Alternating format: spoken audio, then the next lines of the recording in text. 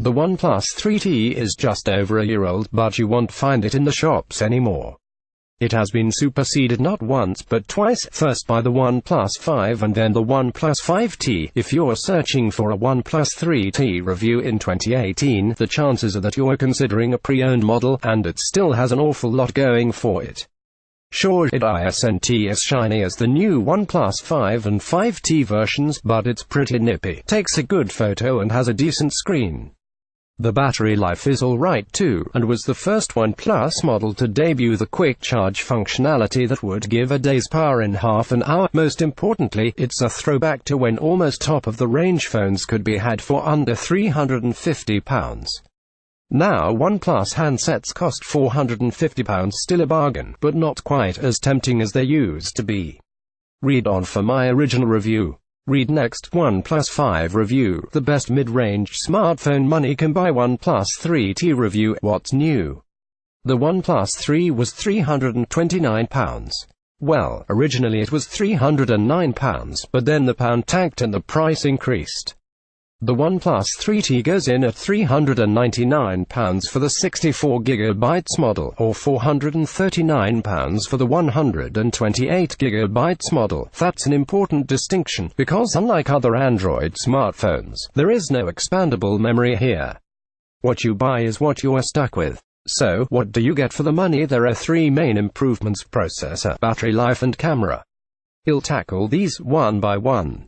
Processing duties in the OnePlus 3T are now handled by the 2.35 GHz Qualcomm Snapdragon 821. The OnePlus 3 had a 2.15 GHz Snapdragon 820, which was hardly a slowpoke, but this is a welcome upgrade all the same. Then there's the battery. The capacity has increased from a 3000 mAh to 3400 mAh, which doesn't sound a lot, but more significant is how quickly it charges. OnePlus promises a day's charge in half an hour with a new dash charge system, although as this is different from Qualcomm's quick charge feature, you'll need to use the included plug to benefit. Find out the best smartphones you can buy in 2017. Finally, there's the camera. Although if you were expecting big improvements to the main camera, you'll be disappointed. Although the rear camera gets a tougher sapphire lens cover, the main camera improvements I mentioned in the introduction are reserved for the front-facing selfie camera, which captures images now a whopping 16 megapixels in resolution. Impressive, but possibly overkill for most, barring the most vain.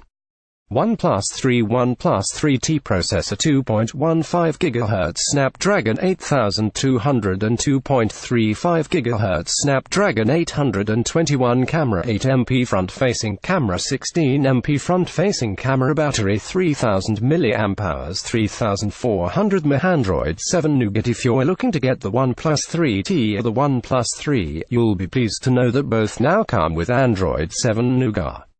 This now features fantastic multitasking support with multiple windows, a notification overhaul over Android 6 Marshmallow, extra security features and increased graphical performance thanks to Vulkan.